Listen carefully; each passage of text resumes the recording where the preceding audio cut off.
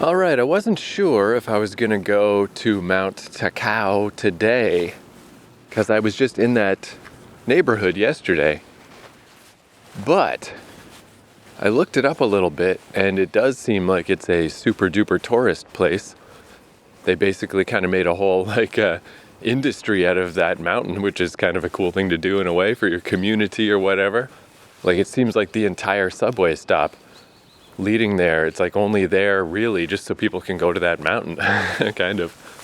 I mean, I guess not. There's subway stops all over the place. There'd probably be one there anyway, but it does seem like once you're in the neighborhood, you can't possibly miss the mountain. And then there's stores and stuff all along the mountain and yada, yada, yada. But apparently it gets busy on the weekends because it's so touristy. And today's a Friday, so I thought, all right, it's not quite the weekend, sort of it is, but this might be my last chance for it to not just be super packed until Monday. And today is an extremely clear day, not a cloud in the sky, beautiful weather. And it seems like one of the cooler things about this mountain, besides just walking up it, is that there's a clear view of Fuji. So I'm like, all right, let's try that out. Let's get it while I can. Because even though I'm a lot closer to Fuji now, I don't really know how this all works. It does seem like it's pretty easy for the weather to not cooperate. And like, what if it turns cloudy tomorrow? And it just stays overcast forever, the whole rest of the time I'm in Japan. It could happen. So let's just do it. Let's just do it today. And I think I found, if I go to Kita Hachioji Station, it's a little further away than Komiya, but as you can tell, it's a lot quieter. Otherwise, I'd be walking by traffic the whole time. Now there's like an overpass ahead of me, but I'm walking under it.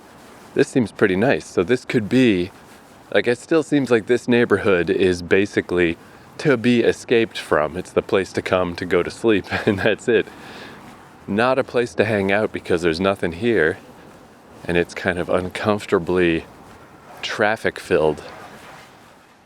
But this particular route cuts right through the middle of the most suburban part. Seems pretty quiet. I think this could be the new plan. But yeah, doing a little research about Mt Takao. I don't tend to do that. I mean, I do if it's like, how do you get from the airport to a shuttle or to a bus? I will happily research that, how do I get money in a new country? Things like that. But once I'm here, I generally kind of just like to dick around and see what happens. Like yesterday, I just went to the vicinity of the mountain. Nothing seemed immediately clear, and then I just went to the nearby lake and messed around there. I did a little research about that actually, because I was confused about a lake having rivers entering and exiting it, but it turns out that is normal. A lake doesn't need to be fully landlocked. And the biggest example are like the Great Lakes. The Great Lakes all flow into each other and then flow into the ocean. And it's like, oh yeah, those are definitely lakes, but they're still connected to the sea. And in the case of that lake I went to yesterday, it's actually man-made.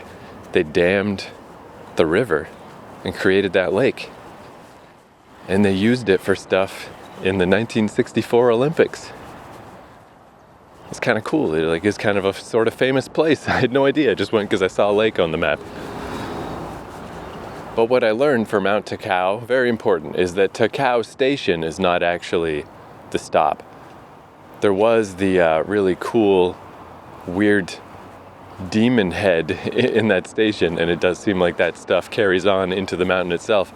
But the actual station, it's the next one, Takao Sanguchi Station. And that's a little bit of a to-do, where I got to figure out how to transfer just to go one more stop. It would only take me half an hour to walk, so I might just walk, because it's easy to get to Takao Station.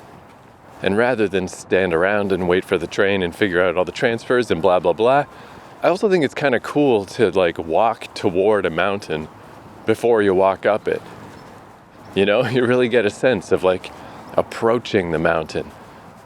And it doesn't seem too bad. It looks like the ascents There's all kinds of like lifts and stuff too you can take if you want, but it doesn't seem like it's that big of a hike. It's like a little over an hour and a half. And this one guy I was watching on YouTube, that's kind of what I'm basing this on when he was saying that it gets kind of busy, because he was also there in the fall, the same kind of time of year that I'm going there. And he said there's different routes all mapped out with numbers. And he recommended route number 6, because route number 6 goes by a little stream and is very pretty and is also less used than the other routes. And the other routes all kind of congregate at the end. They all combine, where route 6 doesn't really. So if I want to stay away from people and have a nice walk, route 6 is the one for me. So yeah, this is a bit unusual that I know this much going in. And I guess we'll see. I mean, like, am I overthinking this? Is it actually going to be busy? Is any of this relevant or, applicable to a Friday afternoon in late December?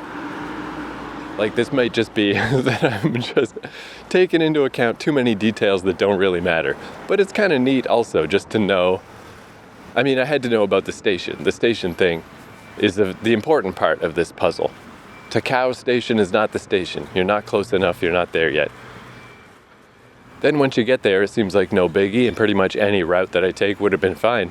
But that's kind of cool too, like if that does work out, rather than go the first time and just take the normal trail that everyone else is taking, then on the second time maybe discovering trail number 6. I mean, maybe I wouldn't find it at all.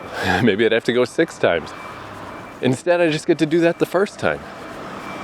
Like, I wouldn't say that I'm pro or con doing research. I'm kind of research agnostic. But this is an unusual amount of research that I've done. And it's changed my plans enough that I'm going today instead of, because I wouldn't even have thought of it. I don't really pay attention to what day of the week it is. It actually kind of annoys me when I have to go an extra layer deep on my laptop or on my crappy phone. My good phone tells me what day of the week it is. My crappy phone, I have to dig deeper. And it's like, why do you presume I know what day of the week it is? I don't know what day of the week it is, man. Just tell me.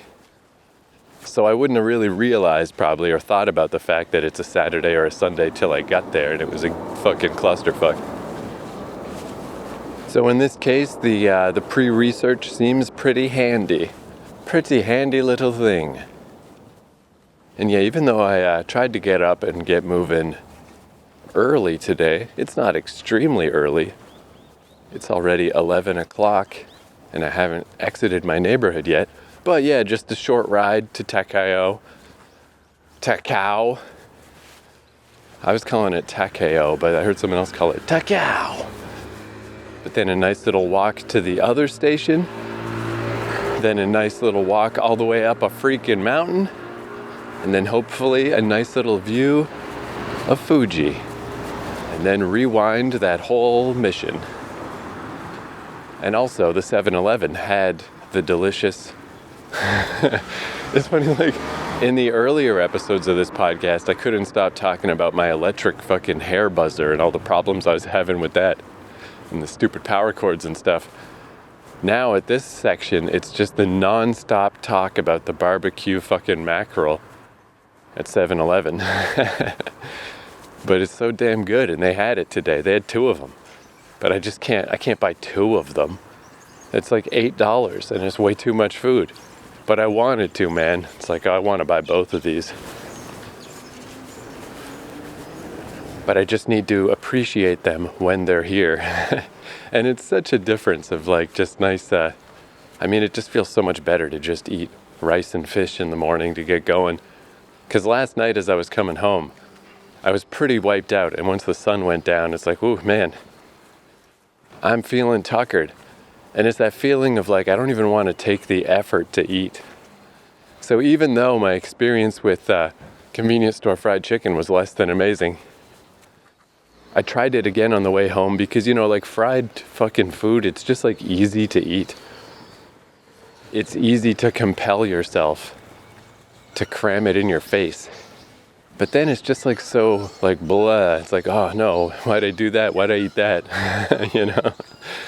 It really feels so much better to just eat barbecued fish on rice. Yum, yum, yum. Yum, yum, yum. Okay. That's today's plan. Now, I will execute the plan. And man, especially now I think that it's deep enough into the year that whatever leaves were going to fall have fallen. That yeah, if you dropped me right here in this moment and said, guess what time of year it is, I would say like fucking early September. I would almost, no, late August would be too much. September for sure though. It's just so warm and so nice and so sunny and so beautiful. Man, this is hands down the least winter-like winter I've ever had in my entire life. Because it doesn't really snow in Vancouver, but it's cloudy and rainy, chilly the whole time. This is just absurd. It's just beautiful. Fuck it. You know, I am going to say late August. This does not feel like September. You know, it's too nice.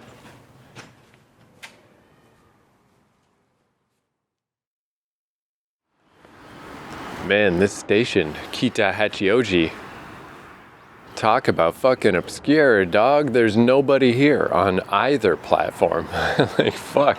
Because again, it's the final station before Hachioji. It wouldn't kill me to just walk there from here. Which I guess, yeah, like I was saying earlier, like it seems like Takao Sanguchi Station almost seems like it was just put there so people could do mountain climbing tourism. But I mean, yeah, there would definitely be a station there anyway. There's so many stations in Japan. It's fucking wonderful. And it's probably like weird, if I like finding places where nobody else is, why did I come to Japan? What am I doing here? This is the wrong country for that. But there are times like this where there's just nobody. Oh, there's somebody down the platform, but he's just an employee who's just sweeping up. It's just a neat feeling, I guess. It feels nice to just have a little moment where nobody is fucking here. It's like, look at that. I mentioned too when I was talking about the Your Name steps, how it might be kind of cool to go to that station, Gifu, I think is where that is, and just get a picture of the little station that they went to when they left Tokyo to go out to the countryside to search for the mystery town. But it would be, I mean, I guess if I was near there, I would go, but it does seem like it would be a bit weird to make that a distinct trip because even just here, just the design of this station is that there's an above ground part that you, like a walkway that goes across the two platforms. And if you look out the window up there, it's pretty much that view. It's pretty much that same view. An extremely similar experience. So you can kind of, you still get that little Your Name feeling. It's like, it's kind of like I'm right there. It's just, I guess in the far distance, the environment looks different, but the station is pretty much the same. And this is just in Tokyo. Just one of the Tokyo stations.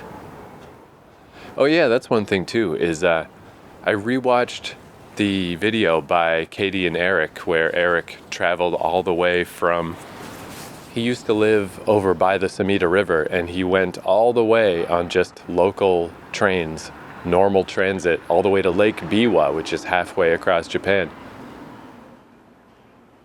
And he actually left a little late on purpose so he wouldn't get stuck in morning traffic jam stuff, you know, the commuter crush. So he didn't leave till like 10 o'clock in the morning. And he still got there before 5 o'clock. Like in one day, you can just travel halfway across Japan. It makes more sense now about Anna from Colombia, how her and her brother did, you know, went to like 40 or 50 different little places all across Japan in the course of 2 weeks. It's like, oh yeah, because I mean, Japan is actually pretty small. But yeah, he did that whole thing in just basically an afternoon, cost like $80. But what that made me realize is The idea of the end of the line, like I was looking at my little map and it's like, okay, from the lake I was at yesterday, I could go another 4 or 5 stops and that's the quote unquote end of the line. But it's not. It was only the end because that's where my pre-downloaded Google map ended. So just in case, I downloaded the Mount Fuji area also. And then suddenly, bing, there's more stations. It's just that the further stations just weren't on my map yet. So there is no end of the line. Maybe up in Okutama, up north there, I don't know what happens up there. Maybe that really is the end of a line. But down here, it just keeps going and going and going, and you just go around Fuji, and you just go as far as you want. You can go, just keep going. So I kind of thought maybe I would go out there just to see what the end of the line is, quote unquote. But now I guess that's not necessarily a sensible plan, because there is no end of the line. It's just a random place. Getting this close to Fuji, too, I just didn't realize that I would get this close. I did look up yesterday, which forest is the Sea of Trees, the suicide forest. It's like, I just feel like I should know. Just, I don't want to, it would be quite weird. It's unlikely, but what if I just accidentally went to some park and then later found out like, oh, that's the suicide forest? I feel like I just would want to know, ahead of time. But it's kind of on the other side of Fuji. It's not something you're going to go to by accident. But just out of curiosity, I did read the reviews, and it seems beautiful. It's like this giant forest, and it's all grown out of ancient lava flows from back in the day, from the last time Fuji erupted. And it seems really beautiful. And all the reviews say it's just like gorgeous and amazing. And if any of them do reference the suicide forest thing, they just say like, don't worry about that. That's in the past. Don't even think about it. But I did a little research, and I don't think it is in the past. I think it's just that area has just stopped reporting the fact that a lot of people go to that forest to commit suicide. Because it's been something like 50 to 100 people a year for decades. Decades and decades and decades. Goes way back. I don't feel like that just suddenly stopped. That seems unlikely, so I don't know. There's plenty of other places to go in Japan. In the highly unlikely event, I'm sure I would go there and it would just be fine, and nothing horrifying would happen. But it would still just be like just unpleasant. I don't know, it's just eerie. Geez, though, then that takes you down a rabbit hole of Wikipedia stuff, which I'd kind of forgotten about this, but list of popular suicide sites, and then there's like places in Toronto and stuff that it's like, oh yeah. I guess years ago, actually, I was looking up this same topic, and I did find that, and then I just kind of forgot. And you just get reminded again, and it's like, oh yeah, I've been to that bridge. I know where that is. Like, ugh. It's just uncomfortable. And in the case of that forest, again, just making presumptions about things that I haven't at all really researched or know anything about. I just assumed that if you are going to go commit suicide in the forest, you would at least go like really far into the forest, right? And like maybe forestry people will find you. But the big famous case of Logan Paul doing a YouTube video about that forest, which highly controversial opinion, but I'm a little sympathetic to Logan Paul. It's so easy to just dogpile on people in the social media age, especially the obnoxious YouTuber guy. Like, oh, let's just fucking destroy this guy. But man, those circumstances were so weird. Like, he was definitely going there, again, just for obnoxious purposes. His whole trip to Japan, all of his Japan vlogs were pretty fucking ridiculous. But the idea was to just sort of go there and tell ghost stories, Like, he didn't expect to find a body, and it was like right by the parking lot.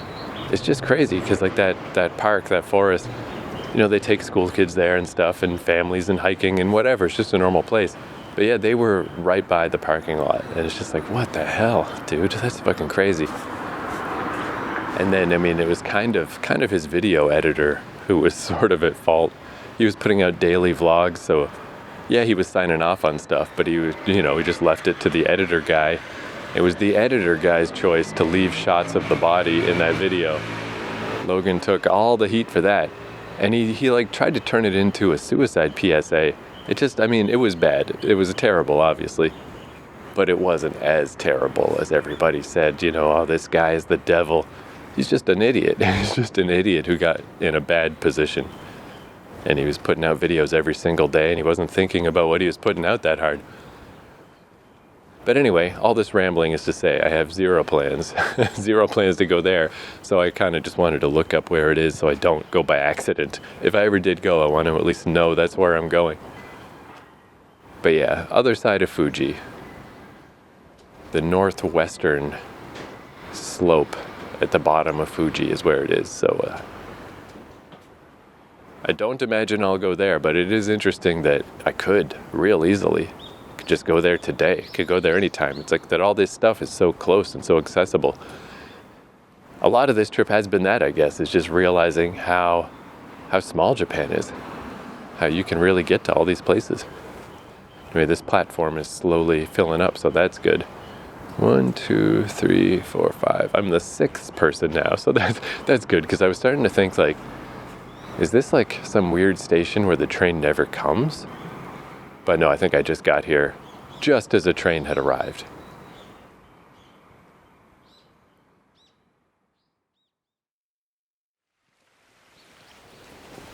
Well, getting off the train early at Takao station and walking here was kind of cool because you get to see the mountain range in the distance as you approach. I'm not a great fan of the incredibly boring tale of Lord of the Rings, but the elements of Lord of the Rings are cool. Orcs are cool, elves are cool, walking to a big mountain, that's cool. But man, getting here, I'm glad I had the tip off about Route 6 just to reduce the number of people somewhat. I mean, there's still some people. I'm still on like a road. I assume this is going to get a little more naturey at some point. There's still a fair number of people on this particular pilgrimage. And getting into the mountain, yikes, like this is definitely just not the kind of thing that I do, There's so many people. I gotta assume other people, when they see these big lineups, I mean, lines beget lines. People must think like, oh, there's all these people here, I must be doing the right thing. But being a radical, rugged individualist as I am, I do not feel that way. Oh, there goes the tram car that's going up to the top.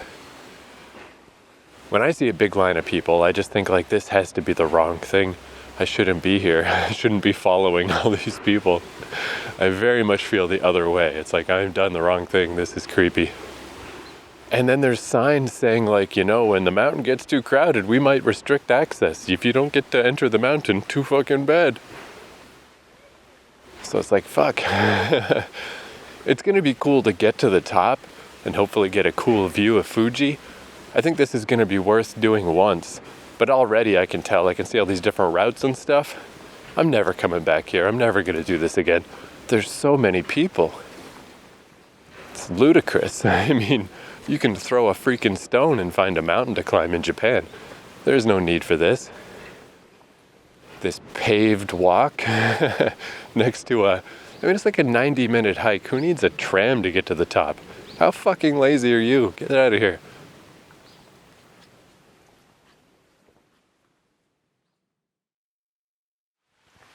Man, this is annoyingly crowded, even on the vaunted Route 6, which has gotten a little nicer because it's like an actual mountain path now next to this ravine. I mean, it is nice, but it's a very narrow path. And at least 100 people have come down the other way. And I've only been on this path a little bit. I just started. Maybe if you came here on like a truly terrible day, like very bad weather. But because I came here in perfect weather, beyond perfect because there's no insects or anything this time of year. Yeah, there's just a fuckload of people, man, they're everywhere. It's very hard to soak in this beautiful fucking scenery. My brain just can't help but focus on the people instead of the place. Probably says a lot about me and why I live this weird solo lifestyle whenever I can. But a group of school kids walked by me and one of them said, "Hello." And I didn't even notice at first because I have headphones in. I'm listening to a podcast just to kind of insulate me from all these people. So I almost didn't notice, but I was like, "Oh, hello." And then he was like, "Yeah," and they all cheered. It's like they're playing a game. Can we make the foreign guy say hello? So that cheered me up a little. That's nice. I'm happy to be the I Spy weird game target or whatever.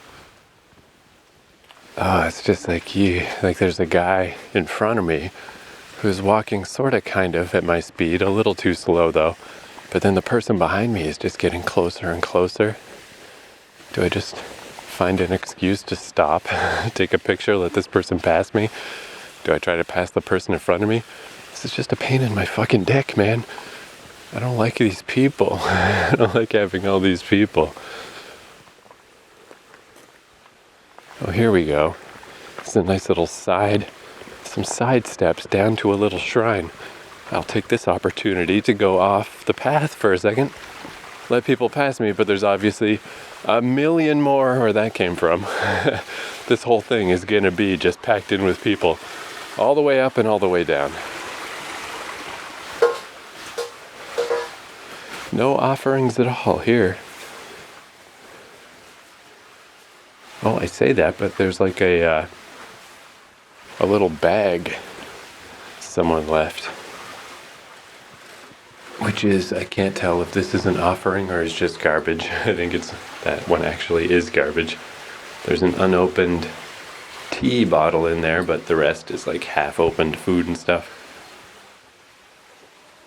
One thing that's kind of charming is these little Buddha statues on the way up. I noticed that near the entrance, some of them had little red knit caps. And I was like, oh, that's pretty funny. Someone did that. And then it seems like pretty much all of them have that. I don't know if that's for the winter, like just to keep their little heads warm. Because now that I see them up close, they just kind of look like tea cozies used as hats. But the Buddhas are wearing little winter hats. That's pretty funny. All right, now I gotta time this. Seems like there's not that many people right now. I'm gonna go back on the trail and try to get in a spot where I'm not packed in with people.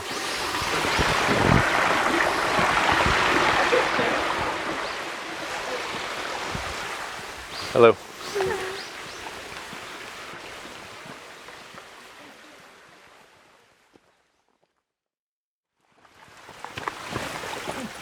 Well, this is definitely better. I got to a point where there's a split where you can go distinctly more up or not up. And the only people that went up are the people ahead of me have bear bells. Surely you don't need a bear bell up here. And hiking poles and such and such. So yeah, this is a lot better. I mean, there's still a person visible behind me and some people ahead of me. There's still people, but this is not bad. This feels okay. And there's a jogger. This is the worst fucking jogging route you could ever have, though. It's all just rocks and roots, and if you fall down into this gorge, you're gonna get seriously hurt. Good luck, lady. But I was thinking one nice thing about this super developed mountain is there was lighting. So I'm like, oh, that's pretty cool. If you did get trapped up here when the sun went down, there's lights. It's like, oh, that's a big bonus. That would be nice. You don't have to have the terror of like, I gotta get off this mountain, holy fuck. And then once I split off onto this side route, I then noticed there's no lighting on this one. So yeah, I think I finally got to the semi-legit part. This is like the actual route that hikey people take. Where you should have poles and crap, maybe.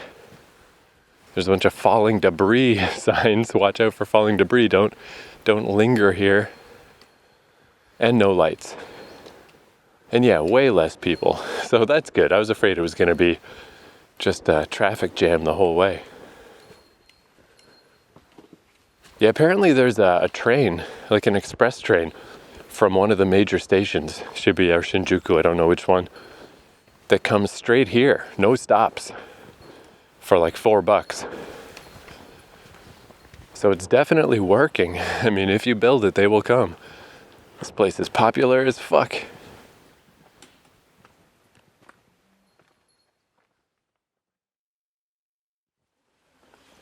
So yeah, this is a lot less, but still a very continuous amount of people just coming along. And it's very narrow. There's like a big wall on one side and the ravine on the other.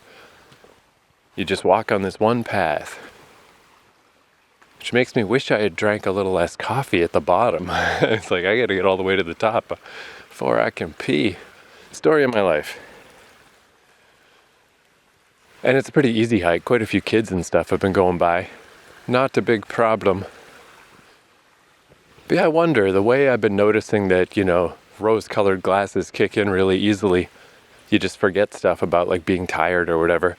Just this morning when I was laying in bed, I was thinking about that temple I went to yesterday, where I was there all by myself, and I got to go up to the second floor of one of the buildings and tap on the little drums that were up there and stuff. And already, after just one day, that memory already is like, man, that was fucking cool. That place was fucking cool. And even though it's only been one day in my memory, I don't remember the traffic, As the years go by, I definitely won't remember the traffic, but I'll remember that place. So I'm curious if in my memory, will I remember this place at all, for one thing? Because I just feel like it's not sinking into my brain. My brain is just constantly, this little tiny narrow path is really not big enough to be passing people this often. Always got to be mindful of where to step. Try to make as much room as possible, not to jostle somebody to their death. But I feel like if there's any negative I'm going to remember, it's going to be the people. I don't think this one's going to fade away. I think in my memory I'll be like, Mt Takao, eh? Oh yeah. All those people. But who knows, as an experiment, we'll see. We'll fucking see.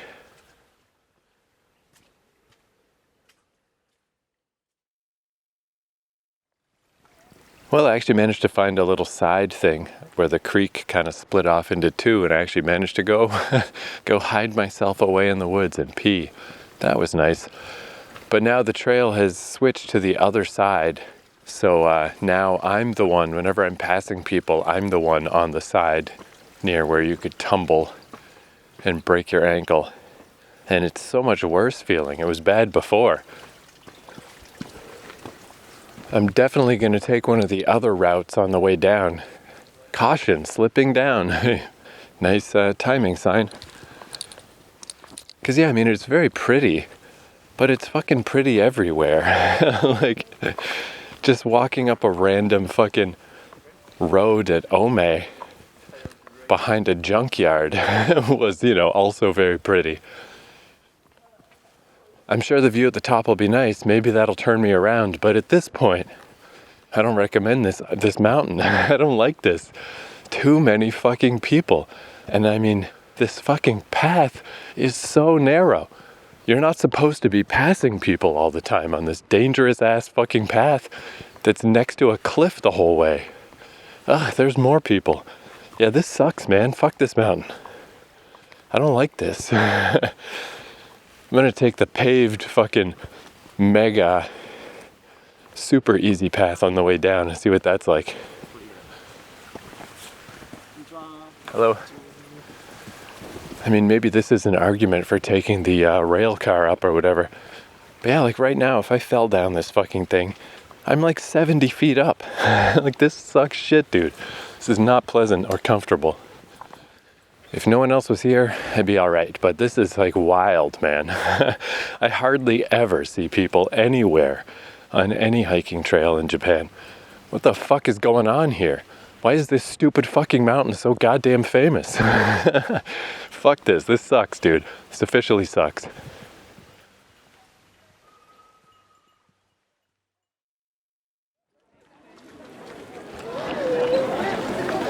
Man, this sucks, dude. I don't know if I'm at the proper peak or what. I'm at some kind of peak. I certainly don't see Fuji. I don't know. Surely there's another spot. I don't know. It's very hazy in the distance, though, so maybe I won't see it anyway. But at this point, I don't fucking give a shit. Who cares? If I see Fuji, I guess it's a bonus, but what the fuck ever. Maybe I haven't passed 1,000 people yet, but on the way down, I sure as fuck will. Like, there's just, in my vision right now, I can see 100 people. At least. Probably more. I don't like this, man. Normally, like, being in nature, being on a path, going through the fucking forest, yada yada, is just an automatic, like it's not like it supercharges your day and like, what an amazing day, but it's just never bad, you know? It brings the baseline of your day up to minimum a fine day, you know? And then it can only go up from there. I feel like shit. I don't like this. Fucking people are fucking everywhere. Fuck this mountain, dude. This sucks balls. I mean, I guess if you're the kind of person who would come visit Tokyo and get on the fucking shuttle and come to this stupid dickbag mountain, feel free. But I feel like if you're this deep into this podcast and you're more on the wavelength of the type of crap I like to do, do not fucking bother. Mt Takao can suck my goddamn dick. This sucks. I hate this. And the only way to get out of here is to walk past all these fuck faces again. This is shit. I hate this muchly. Such a beautiful day too. God, if I had done anything else today. Thank God I didn't come tomorrow, right? I mean, at least this is a Friday. Jesus, what the fuck would this be like tomorrow? Well, like they were saying on those signs, like if it gets too packed, you don't get to go in. What is that like? That must just be a fucking nightmare.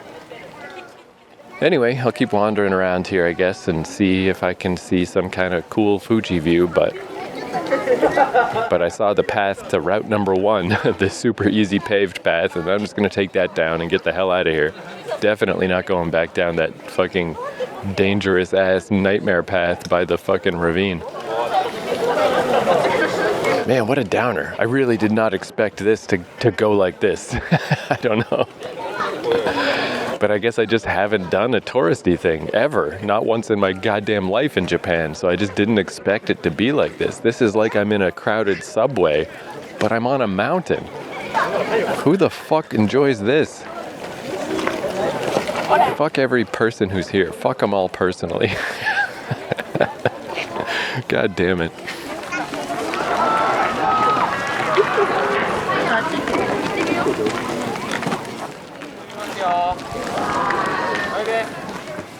Oh wait, here's a fence.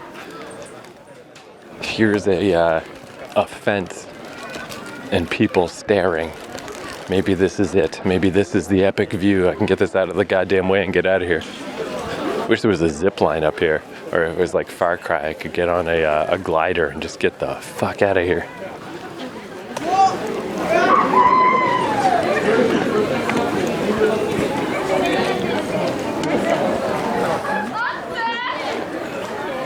I mean, I don't know about Fuji, but it is cool seeing all these other mountains. I mean, there are a bunch of mountains receding into the distance. That's kind of cool.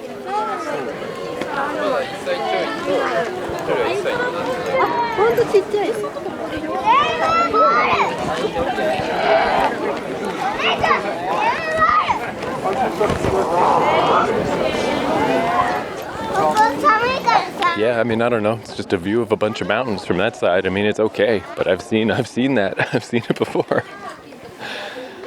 That's not the craziest thing ever to see.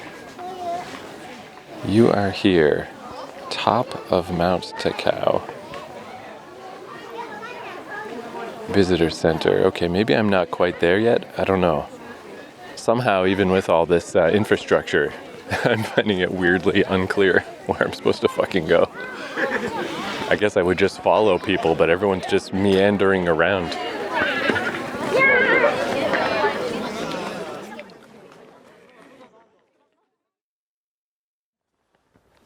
All right, so the place with the railing was, in fact, where you see Fuji from.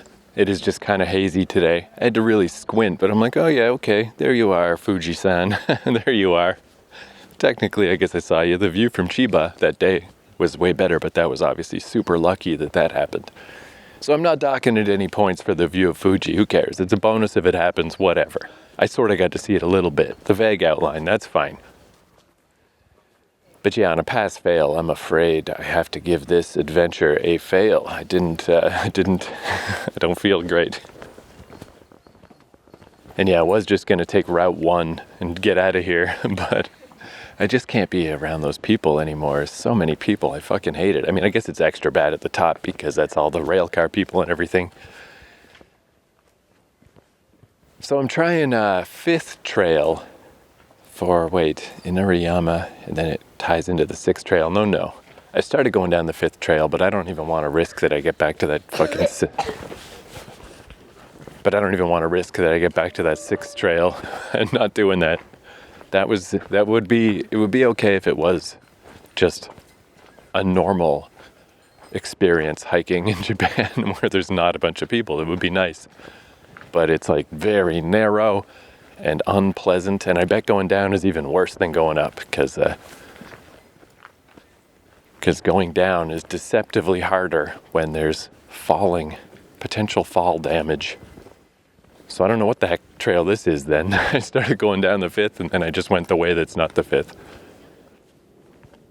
Anyway, let's talk about something else as I get off this mountain. I had to, this is apropos of nothing. I had to take pictures of this because there's so many, it's so hard to remember. So last night on my way home, I didn't transfer at Hachioji Station. I just decided to walk home even though it takes like an hour. I was like, yeah, that's cool. And it's kind of fun because like that neighborhood is really developed and it's like big city feel. Just kind of fun to walk through at night. And speaking of the big city, I found this complex called Eco Town that was every single thing in the hard off chain all together. Because that's been like my thing of just trying to find them. It's like, okay, there's book off, that's everywhere. And then hard off is a little more obscure. And then they get more and more obscure. And I thought when I found mode off in East Tokyo, maybe we were done with the the different off stores. That's like the vintage clothing, a la mode store. This one had additional ones I'd never heard of. So let's see, where's that picture? Yeah, there's so many.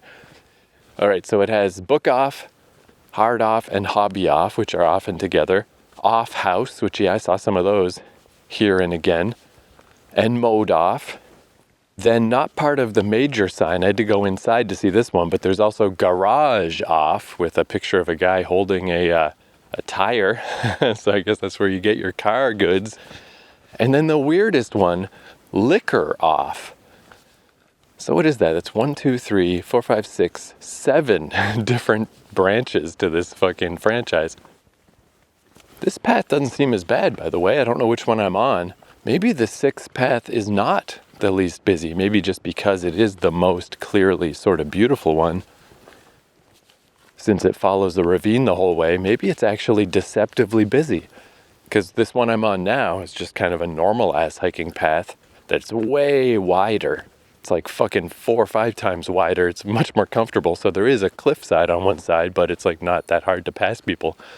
And there's definitely fewer people. If I can figure out what it is, I'll let you know. Because 6 was certainly not the fucking mystical path I was hoping it would be. This is already a lot better.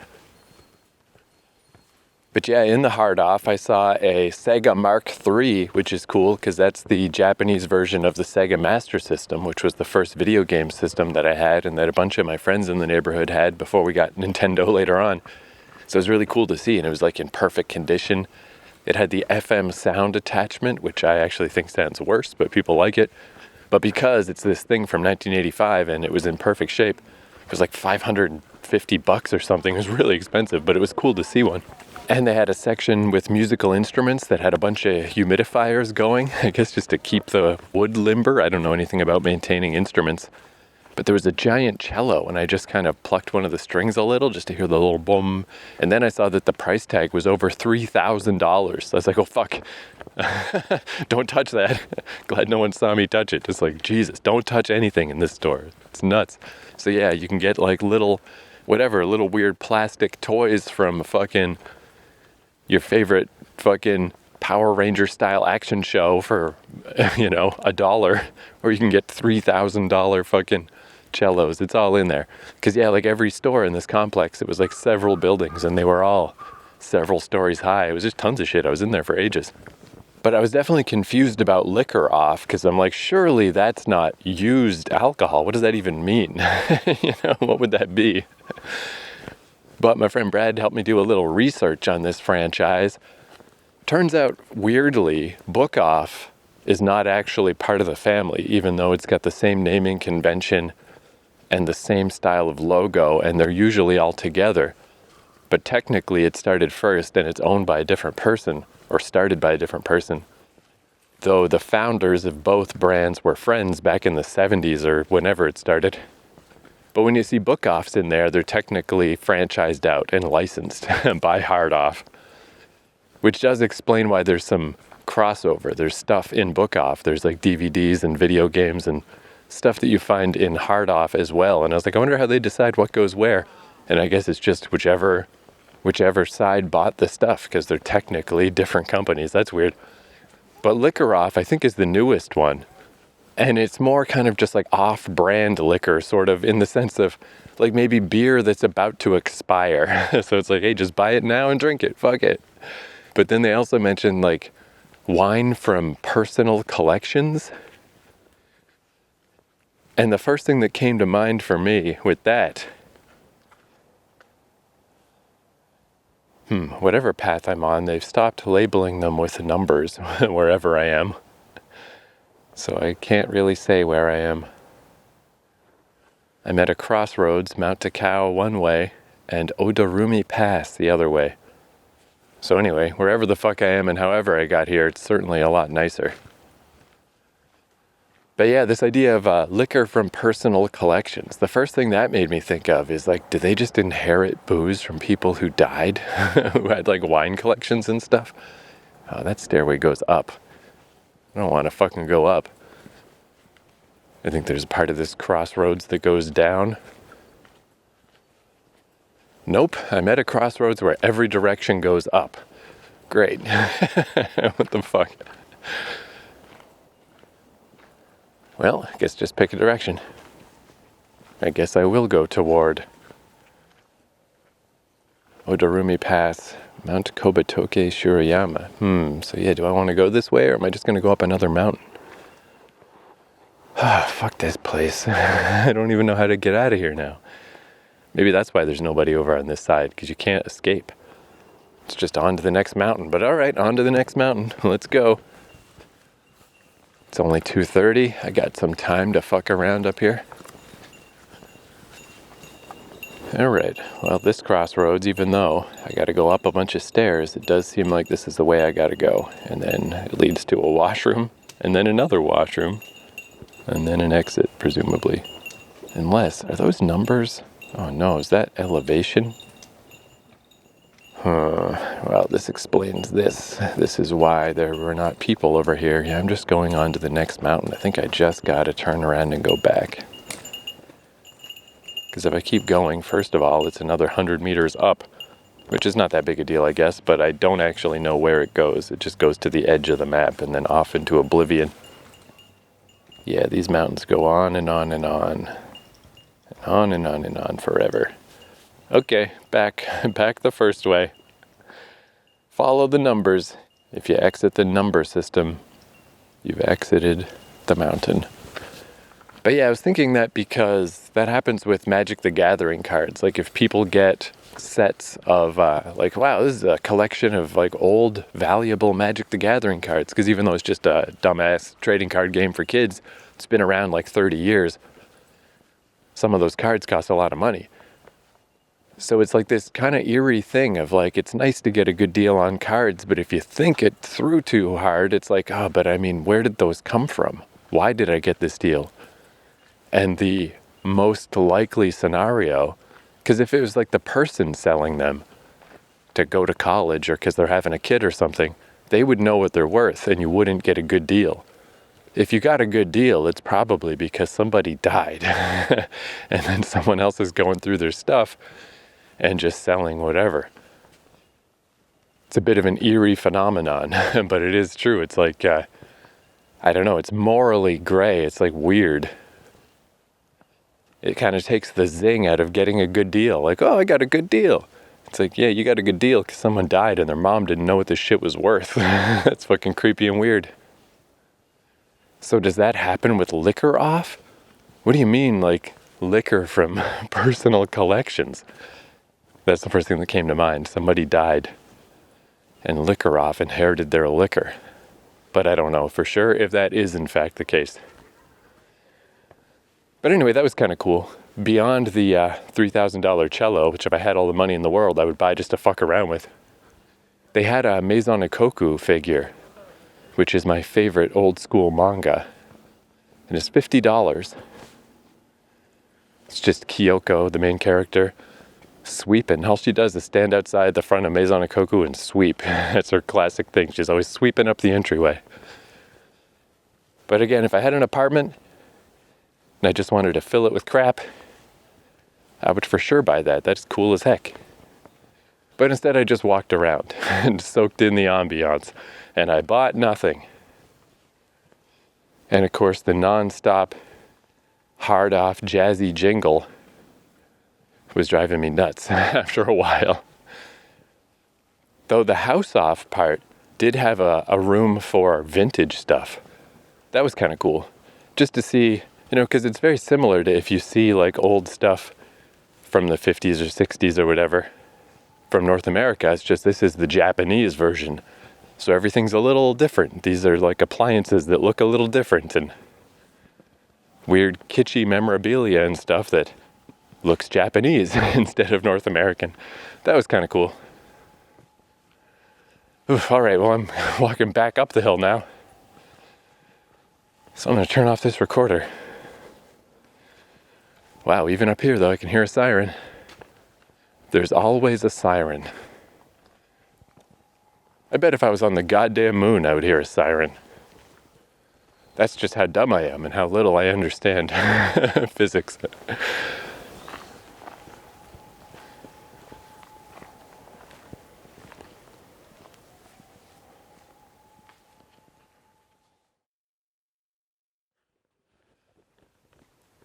Man, it's amazing how far down I went in just that time I was rambling about hard off.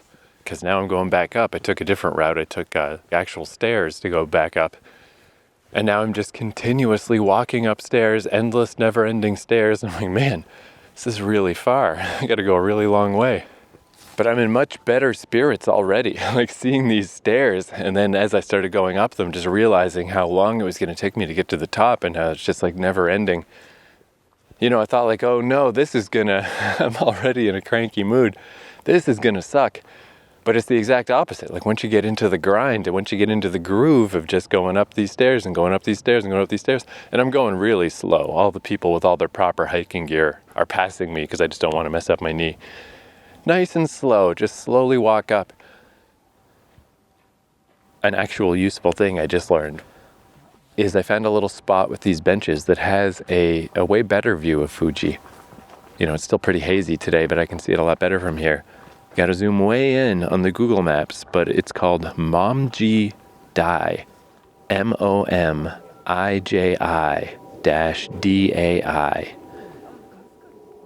There's like 3 little green dotted routes. It's the middle one. There's actually a washroom near here. A little to the west is a washroom sign to help you navigate. And yeah, this view is, it's only a teeny little bit away from the main view spot, and you can see Fuji way better. So that's cool. At least I learned something useful.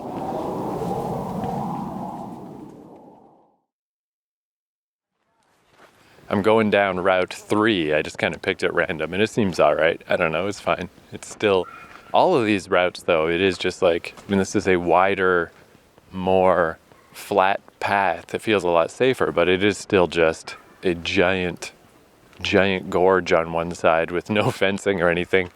Maybe I should have just stuck to Route 1, the big paved one. Yeah, just in general, I'm not a fan. I'm not a fan of how this place feels. It's so different, I guess, because most of the mountain hikes that I've done are on the ridge, and maybe that's what route number 1 is. Maybe 1 is the ridge. These are all just like winding around the outside edge, and it's just weird and dangerous, and I don't like it. The fun of mountains for me is that my fear of heights does not kick in on a mountain, but it does when you're constantly next to a giant cliff for 90 fucking minutes.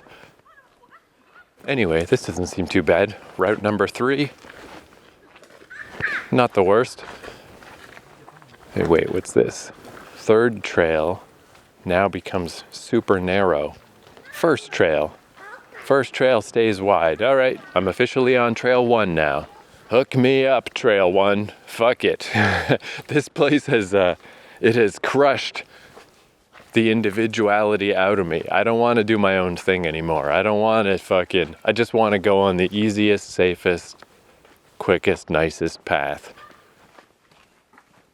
Geez, actually, this feels so much like that mountain access road on Mount Aburayama in Fukuoka. So, maybe that's part of the problem too. I've been so spoiled. It's very, very similar to this. And meeting somebody on that trail is like seeing a shooting star. It just doesn't happen. Yeah, I've definitely been spoiled by nature, by all the other places that I've been. I guess if this was the first big forested mountain I'd ever been on in Japan, maybe it'd be pretty cool. However, it's not, so it's okay. Stop talking, Keith. Stop talking. Turn off the podcast. Turn it off. This is not going to get any better. You already ruined it. Your day's already ruined because you can't deal with people. It's not going to get fixed now. End this fucking thing.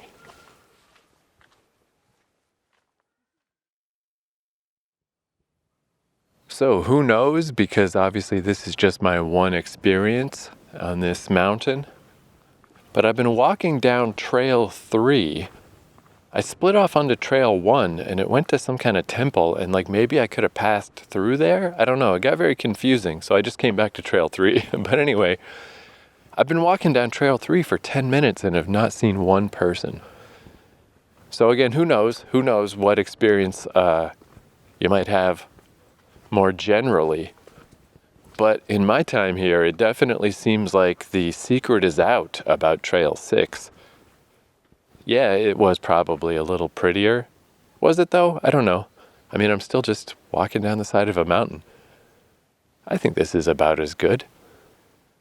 Walking next to the stream was kind of good, but there were just literally hundreds of people. And yeah, honest to God, 10 minutes, not one person. I can hear some people in the distance sometimes, but they ain't here. So maybe 3 is the way. I don't know. But 6 is definitely not. That's all I can tell you. 6 is for sure not the way you want to go up this mountain, because it is such a tight, packed in space, fraught with danger. Yeah, that's weird. I wonder where those voices are coming from. The other routes are probably not that far from here.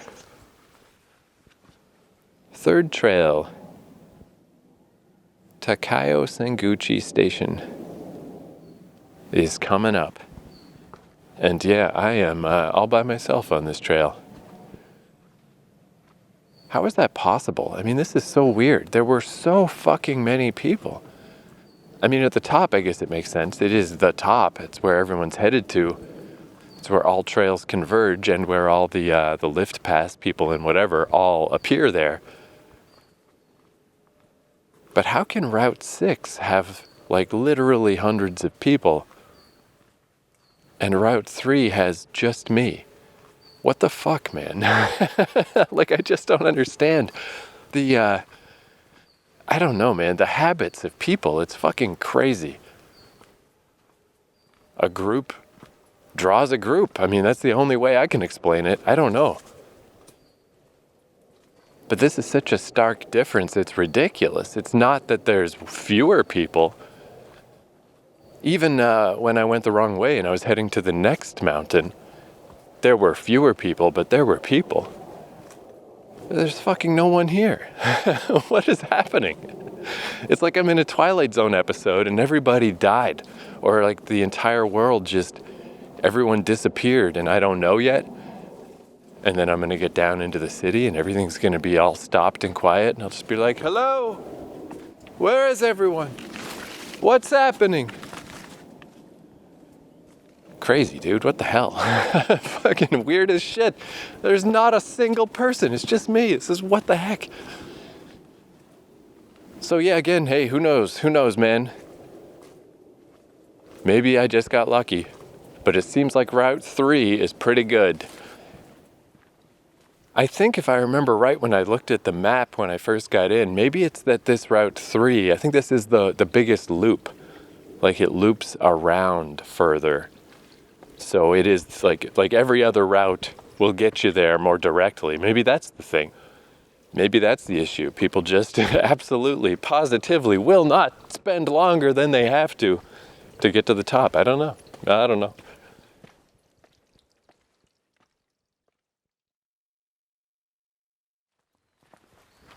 Hey, did it seem like we were going to end on a relatively positive note? Of course not. Of fucking course not.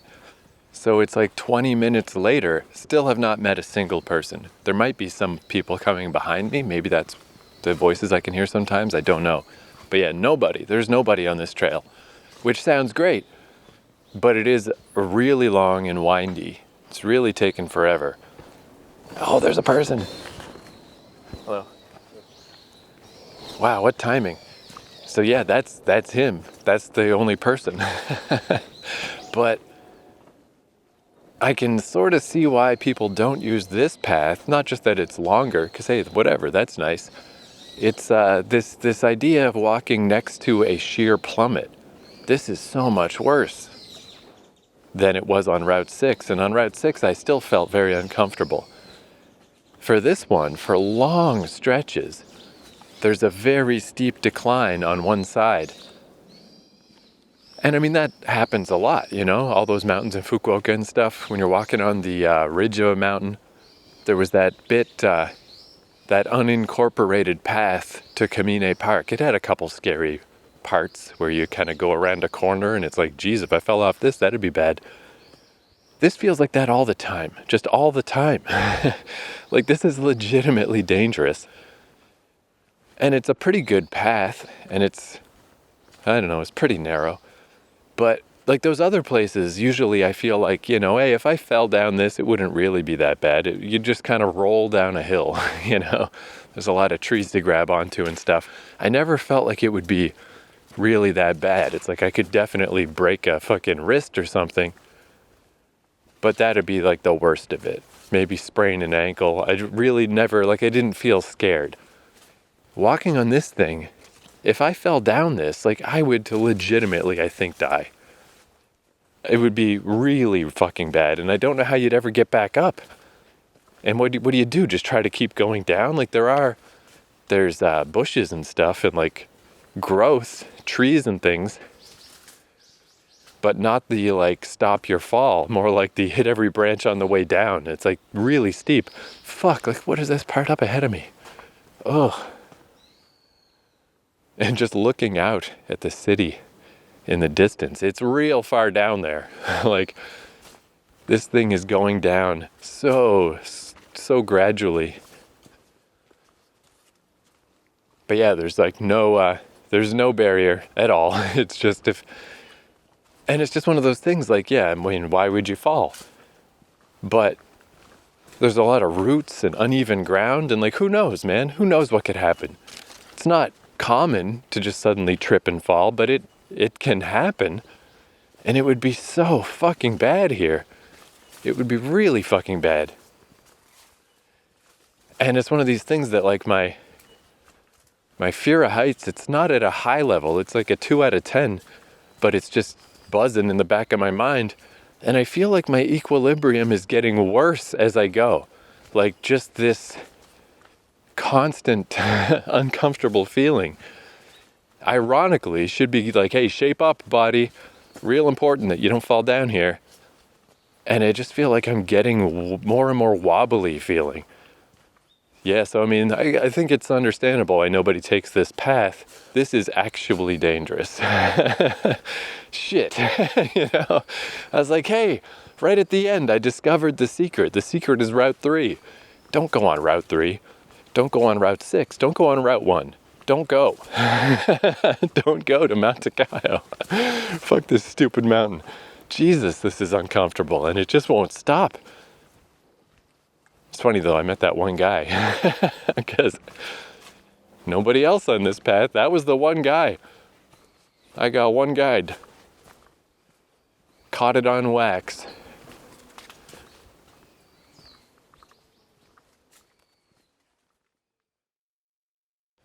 I finally got to a point where there's a branch, and now 3 is over, I guess. I'm done with 3. I got to choose between 1 and 2. I'm pretty sure 1. 1 is the main one, right? So I'm going to 1. Fuck it. That really took a long time. I was starting to feel like what is happening, man? Is this ever gonna end? What the fuck? Like just this endless, scary path that did not appear to be going down in any appreciable way. Oh yeah, look at that. There's people. There's people. Oh, and a big Tory gate and stuff. What a goddamn day. All right. Yeah, I guess, again, to recap, I don't know. Don't take 6. Don't take 3. Just don't. Okay, thank you for listening. Thank you for listening to my adventure on Mt Takao. I'll see you next time. Adios.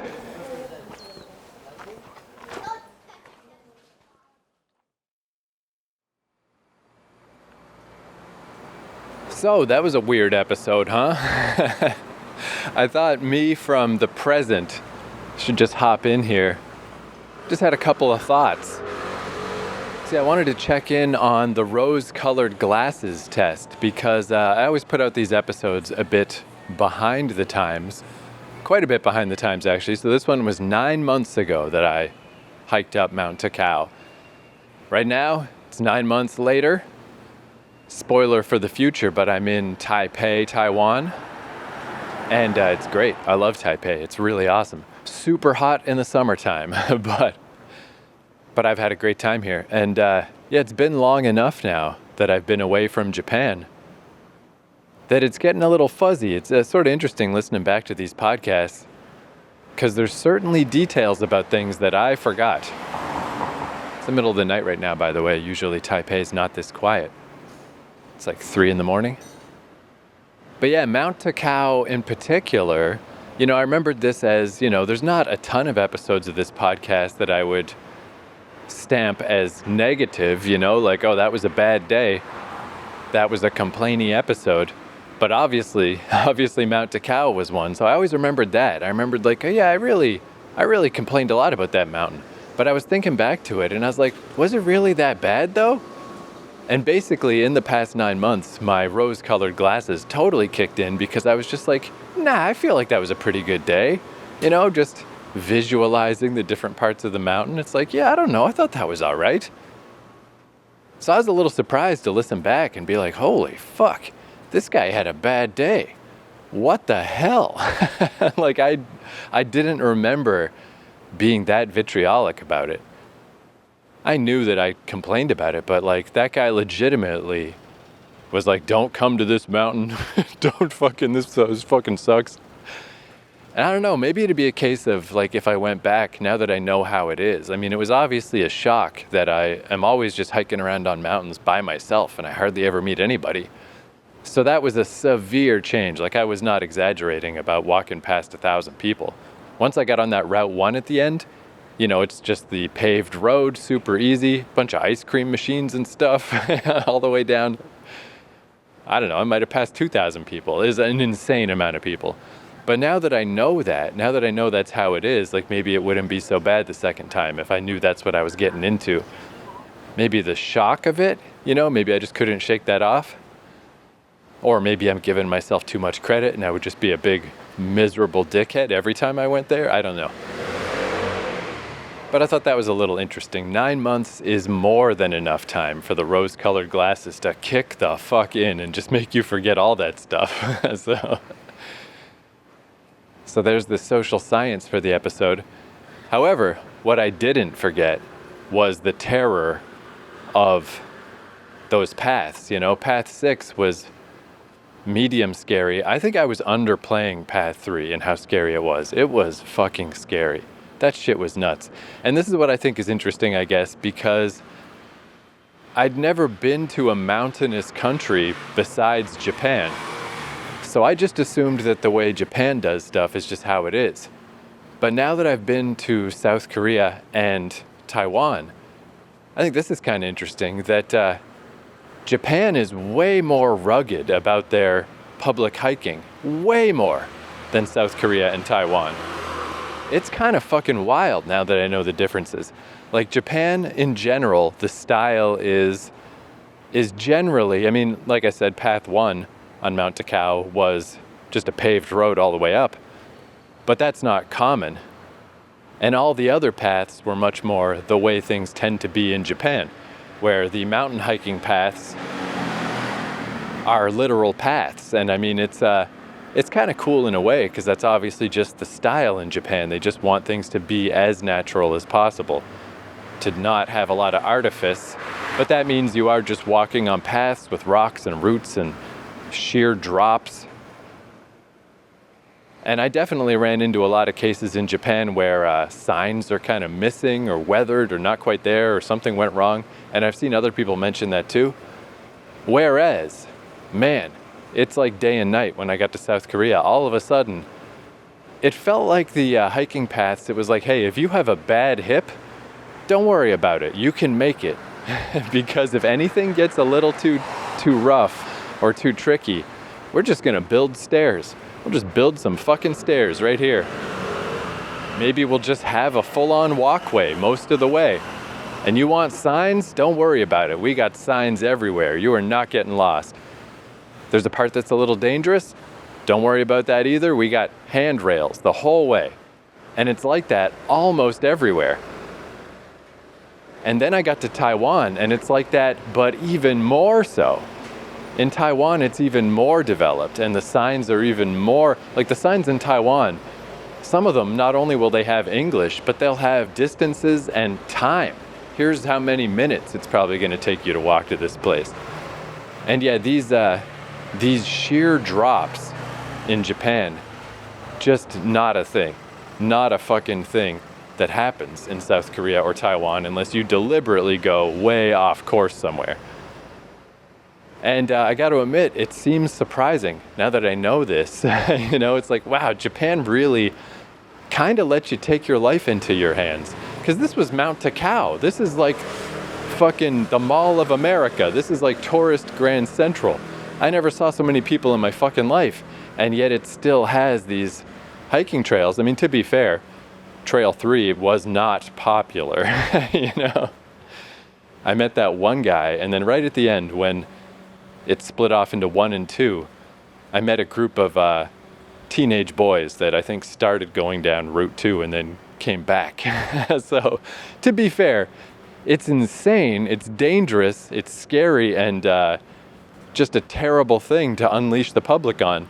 But the public seems to know that. They just don't use that path. But even, like I said, Route 6 was pretty scary. Still pretty, like the kind of thing that just wouldn't fucking exist in Taiwan or South Korea. They would put up fencing. They would put up like a guardrail. So, I mean, you know, it's up to you which way you prefer, I suppose. Like I said, it's kind of neat in a way how Japan just lets things be natural. But it's so much more dangerous and so much scarier. And I'm definitely not on the Japanese wavelength vis-a-vis the lack of signage.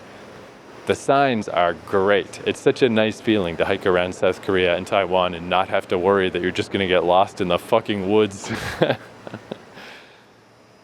So anyway, those are some previews of things to come.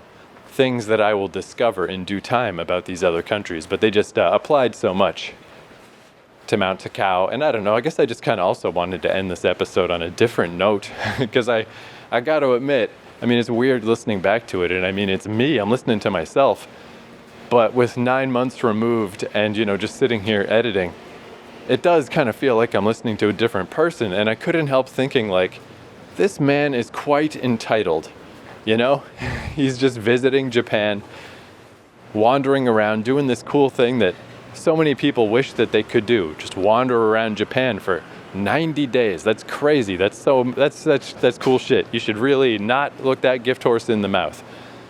And yet Mt Takao's not good enough for you? You spoiled dickhead? I'm listening back and I'm like, get it together, you little fuck. Are you kidding? There's no way it was that bad. Oh, the beautiful mountain with the amazing view at the top. What a fuck face. This guy.